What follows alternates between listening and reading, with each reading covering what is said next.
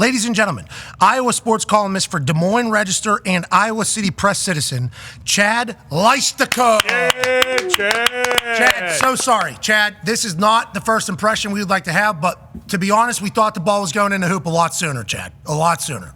Caitlin Clark probably would have taken one or two tries. Whoa. We like that, Chad. Let's dive into the Caitlin Clark story. Absolute worldwide phenomenon last year during the run, I think, is when everybody kind of got introduced to her. This season was going to be one that was going to be highly anticipated for her in that Iowa team, the LSU team, the South Carolina team. Caitlin has seemingly lived up to the hype this year, lived up to the pressure, and tonight she breaks and makes history. Has this been everything that everybody thought it would be for Caitlin Clark's season this year for the Iowa Hawkeyes? I think what's most interesting about it, Pat, is she's got so much spotlight all the time. I mean, every single arena is sold out. There are hours of lines of fans waiting to get into the arena just to see her because they know that this is such a unique and transcendent experience. Yet every night or every afternoon, she seemingly gives them the show that they need, 30-plus points, oftentimes a triple-double, 10-plus assists. And she's averaging 32-plus points per game this year. Jeez. As you referenced, she needs 8 to pass Kelsey Plum to become the NCAA Division I all-time record holder. And she didn't play a full first year because they had the COVID year. She only played 23 regular season games. So she's going to get this done in 13 fewer games than Kelsey Plum did. Holy hell, just an absolute phenom. AJ's got a question for you, Chad. Chad, so you mentioned the COVID year. I believe Caitlin has the possibility to come back and using that COVID year for another year. I know Pat and the boys, the Indiana, the WNBA squad has the number 1 overall pick, obviously would most likely take her. What are the chances that she comes back to Iowa for another year? Well, her stance is she's going to wait till the end. It's going to be a gut feel at the end. I mean, I kind of think that she's probably going to go. I think that's just my gut feel. Hell yeah. Hell yeah. Hell yeah. Because this whole season has been crazy. She's done everything she's promised. She basically came to Iowa and vowed to take the Hawkeyes to a Final Four. She did that last year. This whole college thing is crazy. I mean, the attention is celebrity-esque. You'll probably see that tonight. You'll see that when she gets to the NCAA tournament. And yeah, you can't even turn on like a Big Ten game anymore and not see her with Jake from State Farm. And she's on commercials and she's got Nike, Gatorade.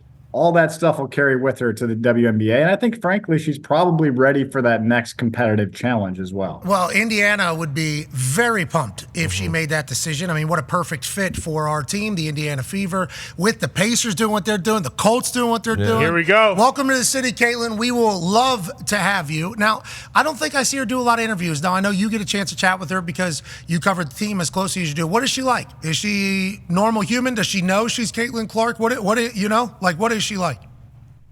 Her personality is tremendous. She's fun. She's funny. She's kind of goofy. She's just like a normal Midwest kid. And this whole year has been so unique because she has to turn down so many interview requests. I believe she turned down Good Morning America, New York Times.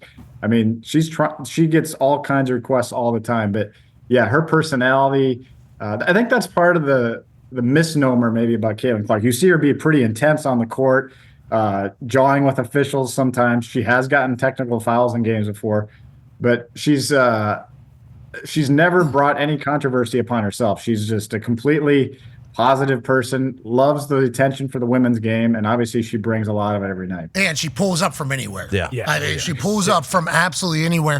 18.5-point favorites tonight at home. Go ahead, Tone. Yeah, Chad, what's the vibes? What's the atmosphere in Iowa City today? Is it comparable to when the Hawkeyes play like a football Saturday or anything that you've experienced in the city around the university before? Well, I mean, ticket prices for this game are just astronomical. I mean, they're like way higher than they're like Super Bowl level. They're like, maybe not quite, but for Iowa City it is. I mean, hundreds of dollars just to get in. And that's the way it's been for a lot of these games, even on the road. Like the season at home is completely sold out in Iowa City. They've sold out 30 out of 32 games this year. The only 2 they didn't sell out were like some neutral site in Florida where it was like a Florida Gulf Coast host site type of deal. So, I mean, I was at Maryland a couple weeks ago, 18,000 raucous fans, 2.5-hour lines to get in. I'm telling you guys, that's tough business. There's not a lot of people selling 18,000 tickets to anything. Obviously we watch the NFL and people are like, oh, look how many tickets they sell. It's like 18,000 tickets is a big house. That is a big house to be selling out. And it's because of her. Even on a scoreboard, it's like Caitlin Clark currently has this. Then they got Caitlin Cam they're doing on this entire thing. How old is she? 22. And she just handles it, huh? Yeah, that's what's amazing. Yeah. She's so, I don't know how she does it, to be honest. Like, you asked me to come on a show and I'm like super nervous, Like, and then we're 30 minutes late. Yeah, just build it up. But it's on the court and she just drops, like, first shot of the game. It probably is going to go in from like 25, 30 feet. And she just handles it and it's amazing. She's electrifying. Conman's got a question for you, Chad. Yeah, Chad, throughout the history of Iowa, there's been a lot of legends to come through. Pat Anger, Dallas Clark, Tristan Wirfs. With Caitlin Clark, is there anyone really comparable? Like, has Iowa ever seen anything like this to the kind of level that it's at with her? And how much do you think Iowa is willing to pay her to try and keep her there instead of letting her come to the Indiana Fever like we all want?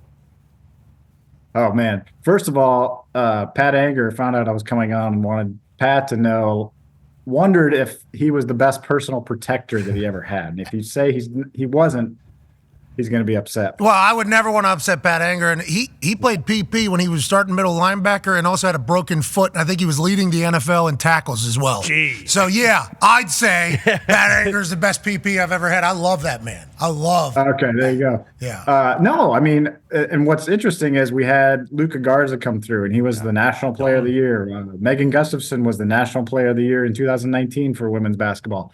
Spencer Lee almost was a 4-time NCAA champion in wrestling. Keegan Murray, number 4 draft pick. So we've covered a lot of pretty high-level athletes in the last 5 years or so. But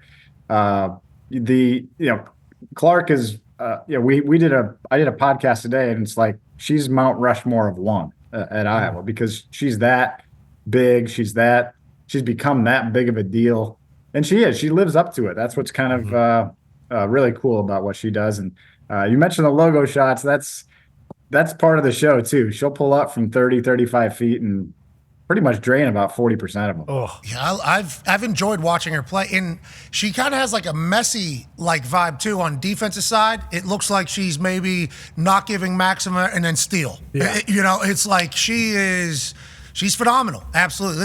Let's pivot real quick. Iowa Hawkeyes going to be able to get a first down next year. What do we think? Well, Torrey Taylor's gone. That's another. I thought we were going to talk about Torrey Taylor most of the time here. I'm excited to see him at the combine. I'm very excited to see him at the combine hit NFL balls. I think he's so tall. I don't think he's big. He's a massive human being, Torrey Taylor. He is. He's going to be great in the NFL. But let's talk about him being the star of that team for literally the last 4 years. I love that personally, but that normally means that the offense, can't really do much. Are we going to be able to how's Iowa? Are we good in the future, or what are we thinking?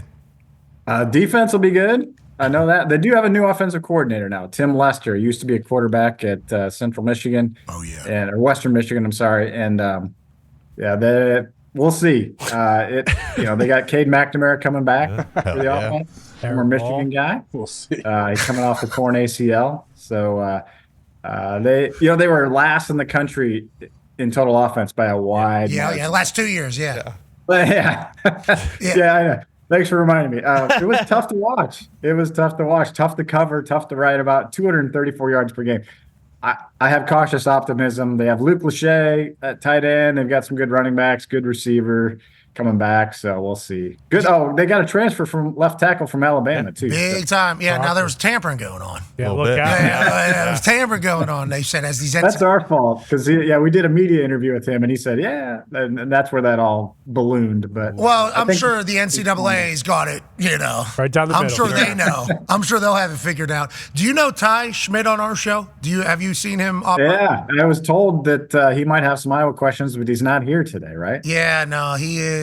I would be excited to hear what his reaction was to you talking about that offense and that entire thing. He I was stumbling a little bit there. I didn't know what to say about the offense. You should hear him. It's the same story. Sounds like from everybody over there. We appreciate you joining us today, Chad. Good luck tonight. Enjoy the environment. You're welcome. Thanks for having me. Ladies and gentlemen. Hey, did I say it right? Leistikow? Yeah, Leistikow. You nailed it, man. You're a pro. It's on your Twitter. Helps. Yeah, but still, you got it right. So good job. I spoke French earlier. I don't know if you saw it. Yeah, no big deal. I mean, we're out here doing it. Au revoir, Chad Leistikow, ladies and gentlemen. Chad. Appreciate you, Chad.